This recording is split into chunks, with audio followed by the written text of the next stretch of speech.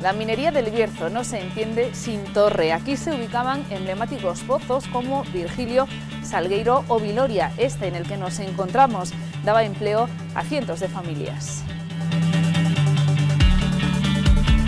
Tanta mano de obra empleaban las minas que se crearon poblados como este, Álvarez de la Granja. Aquí vivían hasta 500 familias, aunque hoy de aquel esplendor solo quedan ruinas. Torre también es conocido por el accidente ferroviario de 1944. Ocurrió el 3 de enero en un túnel en las inmediaciones de la estación. Hoy ese túnel ha desaparecido, pero no el recuerdo a quienes fallecieron en el siniestro. Cada año Santa Marina de Torre se sube a este campanario para recordar los sonidos con los que se convocaban a los vecinos, por ejemplo, a concejo o para marcar el duelo. Aquí llegan campaneros procedentes de varias provincias de Castilla y León.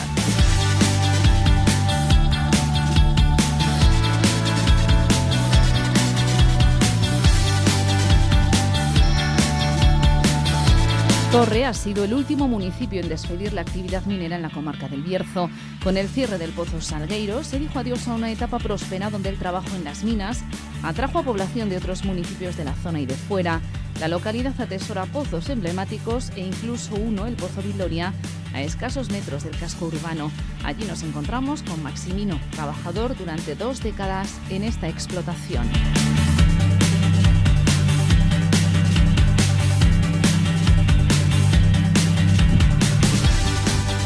Bienvenido. Hola. Bueno, estamos en una zona un poco inhóspita, ¿no? Bueno. Meteorológicamente hablando, a ver si el viento nos deja poder mantener una conversación, pero ya cuando trabajáis aquí, recordáis el frío, ¿no? Sí. Entre los compañeros decíamos, joder, esto parece el puerto Ventana, por el frío que hacía. Aquí abajo hacía mucho frío, sobre todo la gente que trabajaba afuera lo pasaba bastante mal. Bueno, estamos en un pozo emblemático de Torre del Bierzo, que es el Pozo Viloria. Aquí estuviste más de 20 años trabajando, aquí te prejubilaste y ahora ya estás jubilado. Sí. En la minería eras electromecánico. Era electromecánico de la empresa, sí. Bueno, las instalaciones son espectaculares. Cuéntanos cómo era cuando aquí había actividad y bueno, trabajaban mineros, el sector todavía se mantenía. Bueno, pues cuando yo entré aquí, entré muy joven, entré con 19 para 20 años y habría casi 200 personas trabajando aquí. Había 3 relevos, entraba uno a las 7 de la mañana, otro a las 9 y otro a las 4 de la tarde. Y la verdad que era lo que nos daba vida a todo esto, porque con tanta gente, pues esto es lo que nos daba vida. Eso te iba a decir, con las minas funcionando Sí. a pleno rendimiento, la vida en Torre era muy diferente. Como es tan diferente como que no había una casa libre ni había nada, esto dio de comer a muchísima gente, y no solo de aquí, de andaluces, portugueses, caboverdianos, y a mucha gente ha dado de comer esto. Bueno, tú eres joven ahora, así que entregaste a la mina tus mejores años, ¿no? Sí, toda mi vida, prácticamente la dejé aquí, pero bueno, con gusto porque pude sacar una familia adelante y fue lo que nos dio de comer. ¿Y volverías a entrar? ¿Cómo era el trabajo ahí dentro? Bueno, yo la verdad que, no sé, habrá gente que dirá unas cosas. Yo trabajé muy a gusto porque había muy buenos compañeros y la verdad yo nunca tuve problemas con el empresario ni nada, nunca tuvimos problemas de seguridad y demás, siempre por lo menos en lo mío, siempre se portó muy bien. Así que no tendría problema ninguno. Yo la mina es una cosa que no es que me disgustara, ni me gustaba ni no me disgustaba. Era mi trabajo y lo asumía y no me fue nada mal. Y gracias a ello. Ganábamos buen dinero de aquella, no como ahora. Ganábamos buen dinero y pudimos sacar una familia adelante y todo lo que, yo puedo decir que todo lo que tengo se lo debo a la mina. ¿Y a ti te pilló la reconversión toda la época ya? Sí, ya empezó cuando ya tuvimos muchos problemas. Corrí unas cuantas veces delante de los antidisturbios, llevé unos cuantos pelotazos y como yo, todos los compañeros. Lo que pasa que después al irse debilitando el sector, pues bueno, han hecho de ello lo que han querido. ¿Te acuerdas cuánto carbón se extraía de esta mina? Hombre, yo no te puedo decir en toneladas, nosotros lo medíamos en vagones, eran de unos 1.500, 1.000 kilos y aquí llegaron a salir hasta 300 y 400 vagones diarios, muy bien. Y hemos de decir que esta mina, bajo tierra, está conectado con otro pozo emblemático Nosotros, de la zona, como es Malabá. Malabá, el pozo que es un pozo vertical de 240 metros, me parece, no lo sé fijo, y nosotros éramos el auxiliar de ellos y ellos el auxiliar nuestro. Y nosotros podíamos ir por aquí a Malabá y ellos venir por aquí. Si había algún problema, ellos salían por aquí y nosotros por el vertical. Cosas de la mina. Cosas de la mina.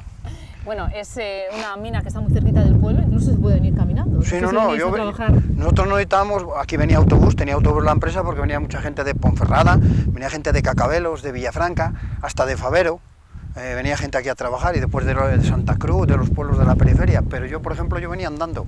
Yo lo tenía aquí en el pueblo y era una ventaja. La mayoría de los que estábamos aquí estamos en el pueblo. La oficina, ¿no? Que En la oficina, sí.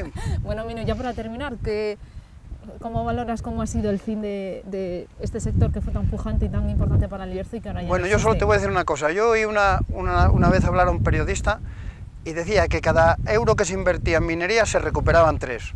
No lo entiendo cómo han podido acabar con esto.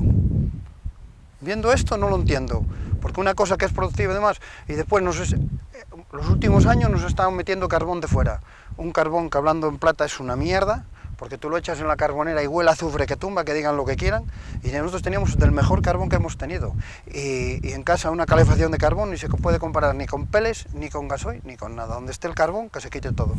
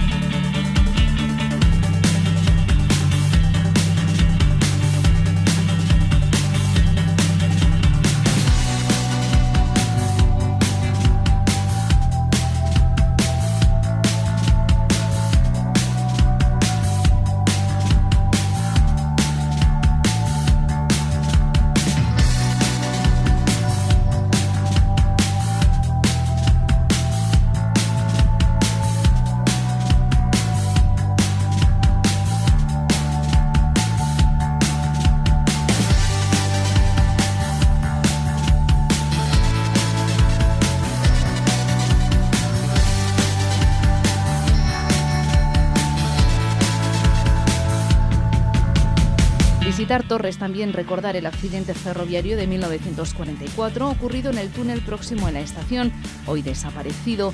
Según el recuento de víctimas, es el accidente ferroviario más grave de cuantos han ocurrido en España. Darío Zapico era un niño de tan solo 7 años cuando el siniestro ocurrió. Regresamos con él a la estación para viajar en el tiempo, 75 años. Darío Zapico, bienvenido. Hola, ¿qué tal? Nos hemos citado en un punto muy emblemático para Torre del Bierzo como es la estación, porque la historia de Torre está vinculada al accidente ferroviario de 1944, 3 de enero, cuando un tren choca dentro de un túnel que ya no existe a día de hoy, con un vagón que estaba parado, ¿no? Una máquina de maniobras. maniobras que estaba parada y choca, y a partir de ahí surge la leyenda, ¿no? Estamos en... Surge la realidad. La realidad, pero que también luego viene... Sí, viene la leyenda. Viene la leyenda. Usted tenía 7 años cuando aquello ocurría, cuando aquello ocurrió, fue testigo, digamos, de aquello que pasó. ¿Qué estaba haciendo? ¿Qué recuerda? Pues mira, yo recuerdo que por la edad que tenía, era un niño, y estábamos jugando al frontón debajo del puente del ferrocarril. El ferrocarril que cruza el pueblo, divide al pueblo en 2 partes. Cuando sentimos un estruendo muy grande y nos asustamos, porque la máquina venía pitando y pasó ver y no ver. Y ya la gente empezó a dar vueltas, sentimos un golpe fuerte, que fue cuando impactó la máquina, y la gente ya empezó a venir corriendo por la estación, y yo, como era un niño, pues fui de los primeros que llegué. Y cuando llegué vi la trasera del tren correo, y ya vi que sacaban a una señora sangrando, y yo eso ya me di la vuelta y me marché.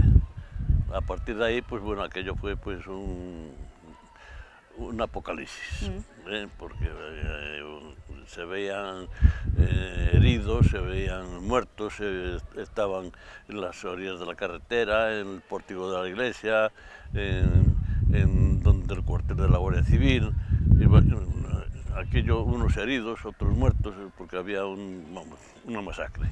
Claro, porque el pueblo luego supongo que se volcó, ¿no? Totalmente. Como han pasado luego en otras tragedias ferroviarias, Torres se volcó para intentar ayudar a... Exactamente, con las posibilidades tan pequeñas que teníamos, porque había pues un médico aquí, bueno, aquí había 3 médicos, porque incluso Renfe tenía un médico, porque la población ferroviaria aquí era más grande que la minera. En aquel entonces era más grande que la minera. y entonces Renfe tenía un médico exclusivamente para el personal ferroviario. Pero ¿qué más da? Poco se podía hacer. Aquello, ver aquello, pues era, pues yo creo que hasta se mareó el médico ver aquella catástrofe. Darío, y siempre hay un baile de cifras, ¿no? De cuánta gente quedó afectada, cuánta gente murió. Se habla de que el régimen de Franco redujo mucho la cifra de víctimas.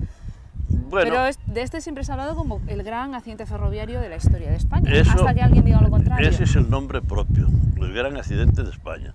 Todo lo demás, pues la política pues funcionó mucho.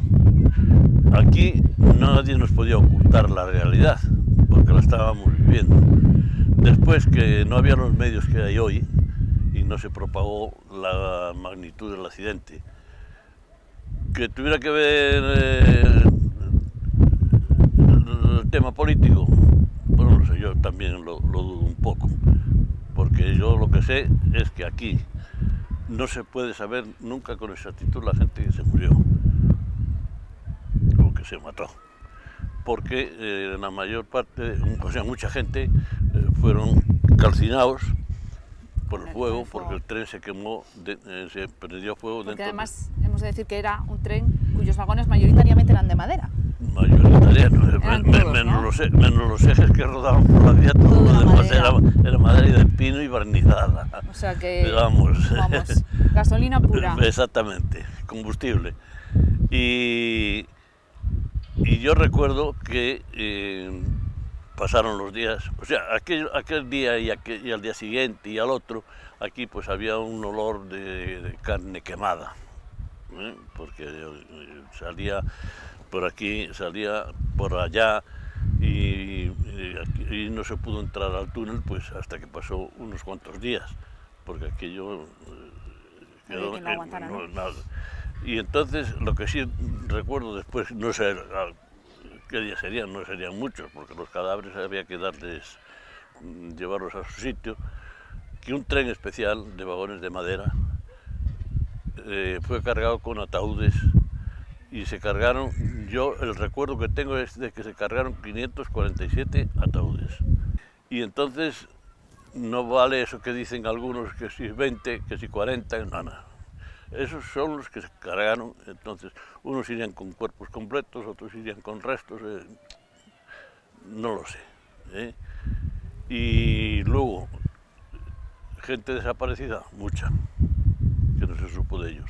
Lo que sí supongo que recuerda Darío es que a partir de ese momento Torre quedó ligada para siempre al accidente ferroviario. Eso fue un lastre que tuvo toda la vida, como una cosa poco agradable, una propaganda poco agradable. Un monumento, obra del escultor Tomás Añuelos, recuerda a las víctimas del accidente del tren Correo 421. Está ubicado al lado del ayuntamiento de la localidad, donde nos encontramos con el alcalde, Gabriel Folgado, director de cine y guionista. Dice que su paso por la política es circunstancial y que regresará tarde o temprano a la dirección. Gabriel Folgado, alcalde, bienvenido. Bien, bueno, vosotras. Venimos de la estación y estamos ahora en este recuerdo que el municipio ha querido tributar, ¿no? Aquella catástrofe ferroviaria por lo que tristemente se recuerda también a Torre del Bierzo. Pues sí, de alguna forma nos ha puesto en esa España trágica, pero bueno, que nosotros aún así consideramos que debemos de rendir homenaje a las víctimas y también a la gente que en aquel momento colaboró pues, con todo lo que sucedió aquel día 3 de enero de hace 75 años. Bueno, el tren, el ferrocarril ha sido importante en Torre y lo han sido las minas, pero eso se acabó, ¿no? Sí, por desgracia el tren prácticamente es una estación fantasma. Hemos tenido muchas discusiones, como bien sabéis, para que se mantuviera por lo menos las paradas de tren que hay actualmente. Y bueno, algo se ha conseguido, pero no todo lo que nosotros quisiéramos, que fuera el ferrocarril volviera a tener un poquito de vida en nuestro municipio. Y las minas, pues qué contar de las minas, ahora mismo ya no hay ninguna actividad. Se cerró en diciembre el Pozo Salguero, que es la última mina que había en activo en el municipio, y es lo que tenemos, por desgracia. Y ahora toca reinventarse. Hay que reinventarse, claro que sí. Hay que reinventarse con, pues sobre todo pensando un poquito en lo que tienen en nuestro municipio, que son muchos recursos, sobre todo a nivel turístico creo que podemos darle una vuelta y en eso estamos, pues creando 2 asociaciones del Camino de Santiago, como es el Camino de Santiago por el Manzanal, con otros municipios, y también el camino de Cluning, el monje alemán que lo recorrió en el siglo XV y que también nos toca a nosotros por la parte de Cerezal y después entra en el Bierzo por Cerezal y nos lleva a Albares, Bembibre y Ponferrada. Bueno, este está supongo que en fase más documental, pero el camino del Manzanal está constatado que evidentemente había un trazado que incluso es anterior al trazado de Foncebadón y que existió y que se entraba en el Bierzo a través de esa vía de comunicación, aunque luego con el paso de los años se llevó la fama, digamos, el camino francés, sí. Pero vamos, sí, es pero indiscutible. Es indiscutible, es irrefutable porque hay documentación sobrada de que ese camino existió y que los peregrinos pasaban por aquí, pero ya no solo de aquella época, sino hasta hace relativamente poco, unos 35 años, todavía había señalizaciones que así lo decían. O sea, a la salida de Torre había un cartel que ponía Camino de Santiago. Entonces, bueno, sí, como digo, es irrefutable toda la documentación que existe y bueno, nosotros junto con otros ayuntamientos que son Brazuelo, Brañuelas, nosotros Torre, Bembibre y Congosto, hemos creado esa asociación y estamos luchando para que se tenga ese reconocimiento y los peregrinos vuelvan a pasar por aquí. Un camino que pasa, ¿no?, por este puente, por que es un poco la imagen más emblemática de Sí, por pueblo, ¿no? este puente que le llaman puente romano, aunque no sea de época romana, pero bueno, así se le conoce y por aquí pasaría, sí. Esperemos que esto en pocos años se nos llene de peregrinos todos los días, ojalá. Porque son una fuente de riqueza que evidentemente no sirven para digamos, tapar todo lo que se llevó la minería, pero ayudan a que, en fin, claro, que se mantenga con vida el pueblo, ¿no? Claro, así es. Hombre, eso es muy difícil de recuperar, a corto plazo es muy difícil, pero bueno, sí que estas cosas de turismo puedan ayudar un poquito a suplir esa carencia y que se creen negocios y que la gente pueda vivir de ellos. Bueno, estamos con un alcalde atípico, porque tu profesión no es una profesión que suele ser profesión de alcaldes, tú eres cineasta, ¿no? Sí. Bueno, sí, lo de alcalde es un poco circunstancial, pero sí, bueno, mi profesión es de, como dices, de cineasta, incluso yo he hecho trabajos relativos a la mina, con un documental de paisajes interiores de hace unos años, que, bueno, tuvo su repercusión. Y sí, bueno, lo alcalde, pues como otros que son, pues no sé, con otras profesiones diversas, que al final la política, pues nadie nace siendo político, o se forman políticos, aunque también se puede formar, ¿no?, sino que casi siempre vienes de otra profesión. Sí, pero no solemos grabar a gente que a lo mejor su punto habitual es el estar al otro lado de la cámara. Yo me siento más a gusto detrás de la cámara, seguro. Tú lo dejaste en Ancestral Delicatessen, ¿no? Fue tu último largo, digamos, antes de dejar aparcado un poco tu vida profesional para dedicarte ahora a la política. Y no sé si ahora, después del paso por la política, ¿volverás o...? Sí, hombre, yo creo que sí, hombre. Además, yo puedo adelantar un poquito, no es seguro, pero si todo va bien, en este año intentaré rodar un corto documental que ojalá se pueda realizar, porque a mí es realmente lo que me gusta y mi profesión y a lo que me gusta dedicarme es al cine. Bueno, pues lo veremos con placer. Gracias, Gabriel. Voy a seguir conociendo el municipio. Muy bien. Y mucha suerte. Muchas gracias a vosotras. Hasta otro día. Hasta otro día.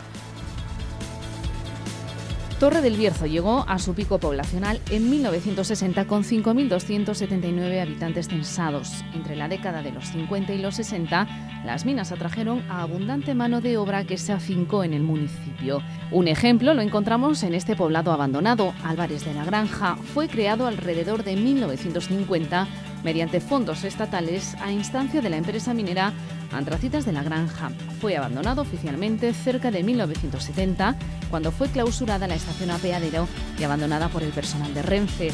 Constaba de 16 inmuebles, de 4 viviendas unifamiliares cada uno y 2 viviendas unifamiliares de estilo palacete.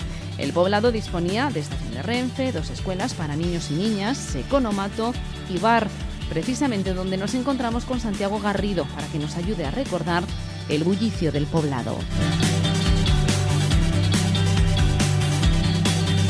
Santiago, hola, bienvenido. Gracias. Santiago Garrido, vecino de La Granja, aunque recuerda perfectamente lo que ocurría aquí. Estamos en un poblado abandonado, en Álvarez de la Granja, un poblado que creció, que se creó básicamente para que pudieran vivir los mineros que trabajaban en Antracitas de la Granja, ¿no? Efectivamente, aquí casi todos eran, muchos de ellos, el 90% eran casi todos extremeños, incluso en la granja. Te pones casas que en los sitios donde ahora mismo se están criando animales y estaban viviendo la gente allí, porque venían sin nada, con lo opuesto. A trabajar a la mina. Les dejaban la primera temporada, que me acuerdo de mis padres, dejarle la paja de lo que se majaba para poder dormir la gente en el suelo. Con eso te digo bastante directamente. Bueno, tu padre trabajaba en Antracitas La Granja. Mi padre era hermano de los dueños de Antracitas de La Granja, porque mi padre, mi abuela, quedó viuda y se casó con el que fundó la empresa de Antracitas de La Granja, que eran los hermanos de Víctor, David y el ruso, que todos ellos ya nos han fallecido directamente. Bueno, y hemos quedado en el bar, ¿no? Efectivamente, donde se hacía la fiesta. Se mantiene la barra. La barra, y lo ves cómo estaba. Aquí se hacía la fiesta el día 18 de julio, ahí por la parte de arriba, que era impresionante la gente que había. Tenían unas escuelas propias, con 2 aulas para niños y niñas, y vivienda para los maestros directamente. O sea, que esto era un pueblo a todos los niveles. A todo lo que, como se decir, a todo trapo. Álvarez de la Granja de San Vicente. La Granja de San Vicente. ¿Cuánta gente vivía? Porque realmente son 2 calles, ¿no? Muy largas. No, son 3. 3 calles. 3 calles. Y en que tienes vivienda por la cara, por arriba y por abajo. O sea, entonces aquí, ¿qué pudo haber? ¿Como 500 familias o así? Más o menos, un más. Algunos de aquella entrábamos en todos los sitios. Había hasta economato de la propia empresa, directamente. Gente que no venía, no tenían dinero y lo que es la tarjeta hoy de crédito es lo que había antiguamente aquí. Las cartillas, ¿no? Que se apuntaba hasta que se cobraba y luego ibas y pagabas a la tienda. No, te lo descontaban ya directamente del libramiento, porque había un apartado en el libramiento que ponía el de almacén como combustible directamente. Y no sé, ¿y esto estuvo vivo, digamos, hasta qué año? ¿Cuándo empezó a abandonarse? Supongo que cuando cerró... Se cerró la mina del primer viaje. Ya después así que la volvieron a abrir más veces los antiguos amos, pero ya no fue el apogeo que tuvo en sus años 50 y tantos esta mina. Y ahora está completamente en ruinas. Esto es una pena. Nos desplazamos ahora hasta la pedanía de Santa Marina de Torre, donde se mantiene viva la tradición de los campaneros. Manuel se subió por primera vez a un campanario a los 12 años y desde entonces convoca e informa a los vecinos de Santa Marina. Hay varios toques dependiendo de su función: llamar a concejo, informar de un fuego o del fallecimiento de algún vecino.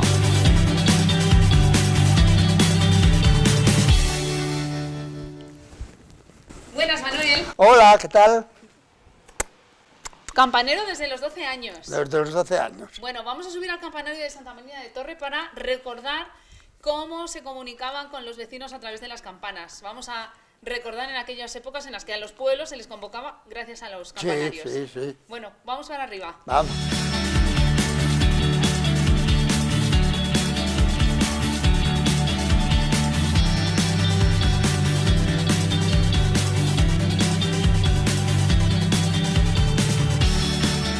Aquí es donde usted toca, este es su dominio. Exactamente. Bueno, tenemos 2 campanas. Eso ya para empezar. Yo lo que no sé, las campanas tienen La inscripción. una inscripción por ahí. Bueno, y usted llega aquí y ¿qué hay que hacer? A ver, Pues usted sube a tocar a algo, a ver si se nos van a sorprender ahora los vecinos. Los vecinos ya hay bastantes avisados. De que viene usted a Porque tocar. toque ha muerto. Ah, vale. Lo primero que hacen es llamar a mi casa. ¿Quién se murió? ¿Toco ya? Venga, ¿va a tocar o muerto? Eso. Venga.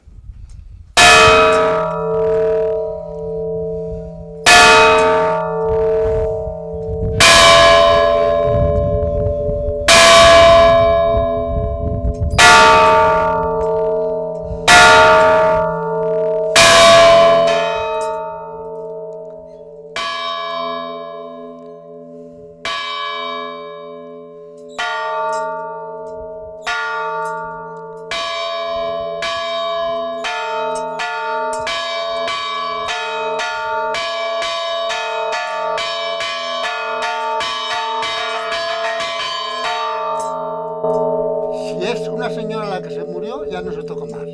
Y si es un señor, se toca otra más.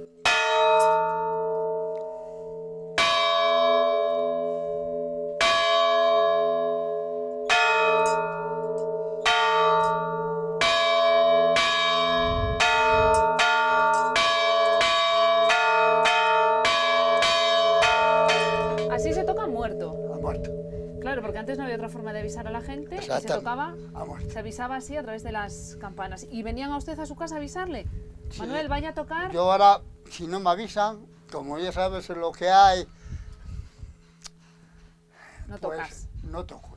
A mí si vienen y me dicen, murió mi madre, vete y tócame las campanas, vengo y las toco. Muy bien. ¿Y para qué más tocaba? ¿Para avisar al concejo? Mira, el primero que se hacía por la mañana era tocar a la becera. ¿Sí? Aquí, en principio, se vivía de la ganadería y de la agricultura. Todo lo ¿Sí? que ves por allí, por aquel lado, eran tierras. Entonces, el que más y el que menos tenía 1, 2, 3, 4, 6 cabras. Entonces, no había pastor. Pagado. Sí, iban la gente del pueblo. La ¿no? gente del pueblo. Entonces, por la mañana, a la becera se tocaba 3 campanadas. Sí, se iba para aquel lado con el ganado, para aquella parte. Y 2 campanadas, sí se iba para aquel lado. O sea, que había un código completamente... Exactamente. Entonces, la gente sentía a tocar las 3 campanadas y ya sacaba las cabras. Y entonces el que lo tocara, de ir de pastor, pues iba. Porque, por ejemplo, por 3 cabras tenías que ir un día. Y tenía 6, 2 días. Ah, claro. Y así. Sí, eso yo lo recuerdo de mi pueblo, que también pasaba. ¿Y usted dónde aprendió el oficio? ¿Por qué se hizo campanero a los 12 años? Porque fue un monaguillo. Claro, va todo Porque ligado. no sé si te habrás fijado, aquí arriba hay una campanilla pequeña. ¿Sí? Que ya te diré dónde estaban clavadas. Estaban en la casa del cura que están ahora arreglando. Y el cura tocaba la campanilla. Y entonces el monaguillo venía y tocaba estas. Y ¿No desde entiendes? aquella cogió la afición y se quedó. Claro.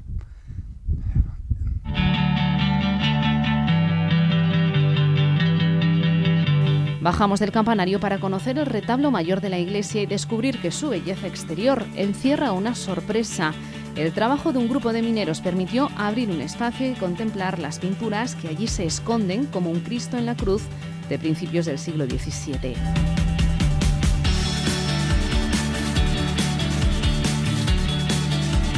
Y así concluimos nuestra visita a Torre del Bierzo, una localidad que dice adiós a su pasado minero y ferroviario para diseñar un futuro menos industrial, pero igualmente válido.